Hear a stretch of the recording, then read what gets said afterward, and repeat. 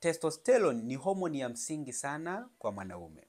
Homoni hii inaposhuka, kinachokwenda kutokea cha kwanza kabisa huwa ni hamu ya tendo la ndoa inapungua. Cha pili ni unawahi kuchoka wakati unapokuwa unashiriki tendo la ndoa. Alafu cha tatu ni kwamba nguvu ya misuli ya uume inapungua.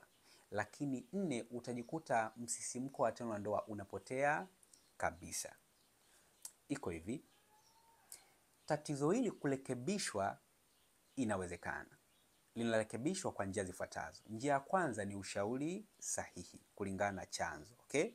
Ya pili ni lishe bora. Alafu ya tatu ni mazoezi yanayoamsha ile homoni, okay?